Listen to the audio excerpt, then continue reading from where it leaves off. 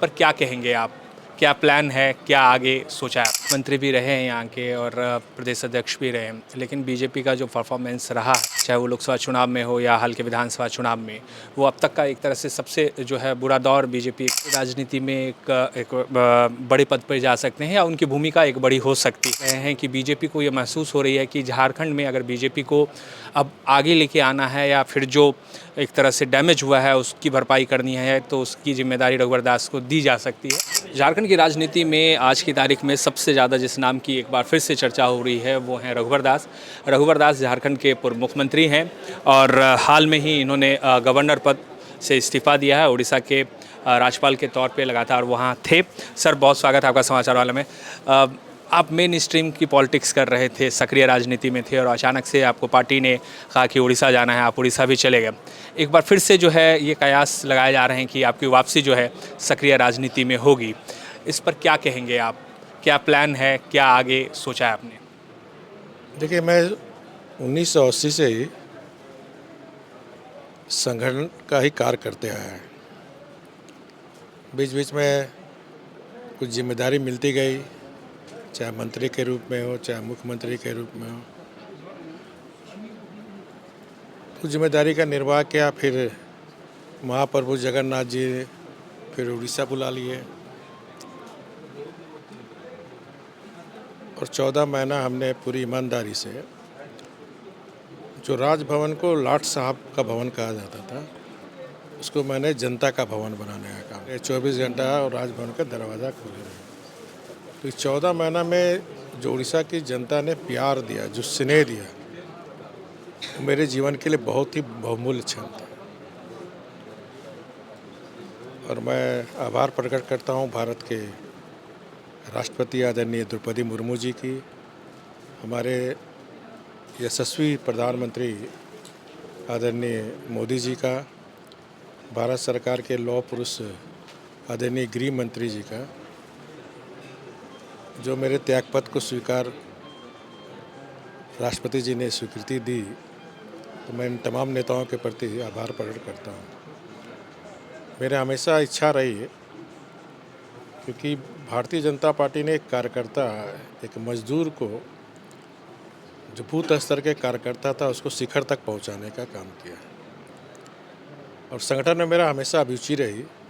तो इच्छा थी कि जब भी दुनिया से विदा लूँ तो भारतीय जनता पार्टी का झंडा मेरी चिता में रहे।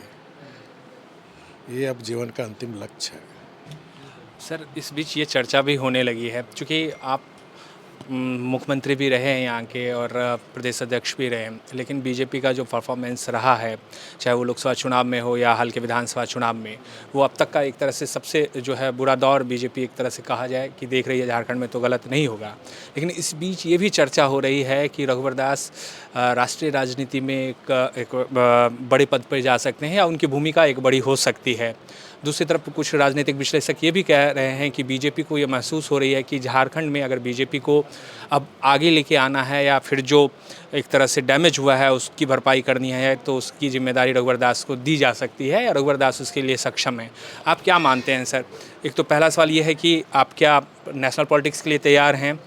एक राष्ट्रीय अध्यक्ष की बात भी आ रही है कि ओबीसी चेहरा के तौर पे पूरे देश में, क्योंकि बिहार के चुनाव हैं, कई ऐसे हैं, और दूसरा झारखंड में जो बीजेपी का हर्ष है, दोनों पे सर। नहीं, देखिए, राजनीतिक पंडितों को अधिकार है विश्लेषण करने का, मीडिया को भी अधिकार है अपनी विवेचना करने का,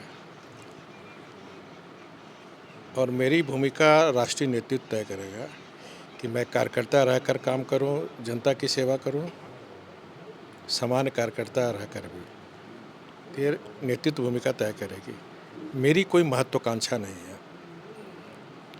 क्योंकि मुझे जितना मिलना चाहिए था उससे ज़्यादा पार्टी ने मुझे दे दिया। मेरी एक ही इच्छा है कि पार्टी का जीवन तक पार्टी की सेवा करता रहूं, पार्टी का जनाधार बढ़ता रहे। और हार जीत जीवन में भी, आपके जीवन में भी उतार चढ़ाव होता है, उससे भारतीय जनता पार्टी कभी हतोत्साहित नहीं होता। हम लोग ने 2 लोकसभा भी, जब सरदार अटल बिहारी वाजपेयी जी राष्ट्रीय अध्यक्ष थे, तो 2 सीट पर भी, और आज 2 सीट से भी काम करते करते आज दुनिया की सबसे बड़ी पार्टी केंद्र में 3 बार से आदरणीय मोदी जी के नेतृत्व में सरकार, अनेक राज्यों में बीजेपी और एनडीए की सरकार, ये सिर्फ भारतीय जनता पार्टी में ही संभव है, क्योंकि भारतीय जनता पार्टी के कार्यकर्ता अपनी विचारधारा को लेकर दिन रात मेहनत करते रहते हैं। चुनाव में हार जीत होता, उससे कई भारतीय जनता पार्टी के कार्यकर्ता हतोत्साहित नहीं होते, और नई ऊर्जा से हम पार्टी काम करेगी।